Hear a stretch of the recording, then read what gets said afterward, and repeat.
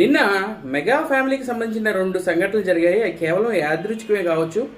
ఒకటేంటంటే deputy CM హోదాలో పవన్ కళ్యాణ్ గారు కర్ణాటకలో పర్యటించడం, అక్కడ కర్ణాటక ముఖ్యమంత్రి సిద్ధరామయ్య గారిని అలాగే ఇతర మంత్రుల్ని కలవడం జరిగింది. ఇది మొదటి సంఘటన. రెండవ సంఘటన ఏంటంటే చిరంజీవి గారు కేరళ బాధితులకి ₹1,00,00,000 విరాళం ప్రకటించారు కదా. సో ఆయన వెళ్ళి కేరళ ముఖ్యమంత్రి గారిని కలిసి ఆ ₹1,00,00,000 చెక్కు అందించడం జరిగింది. ఇక్కడ మనం గమనించినట్లయితే అన్నదమ్ములు ఇద్దరు కూడా ఒకే రోజు ఇద్దరు రాష్ట్రాల ముఖ్యమంత్రులు, అంటే రెండు రాష్ట్రాల ముఖ్యమంత్రులు, అంటే పవన్ కళ్యాణ్ గారేమో కర్ణాటక రాష్ట్ర ముఖ్యమంత్రిని కలవటం, అలాగే చిరంజీవి గారు కేరళ రాష్ట్రాన్ని ముఖ్యమంత్రిని కలవటం, ఇవన్నీ యాదృచ్ఛికమే కావచ్చు. బట్ యాక్చువల్గా మెగా ఫ్యామిలీని అభిమానించే వాళ్ళకి ఒక విధంగా ఇలాంటి సంఘటనలు డెఫినెట్గా ఆనందాన్ని కలగజేస్తాయంటలో ఎలాంటి సందేహం లేదు. ఒక విధంగా ఇంట్లోంచి ఇద్దరు వ్యక్తులు ముగ్గురు వ్యక్తులు ఇలాగ పేరు తెచ్చుకోవటం అన్నది డెఫినెట్గా చాలా రేర్గా మనం చూస్తాం.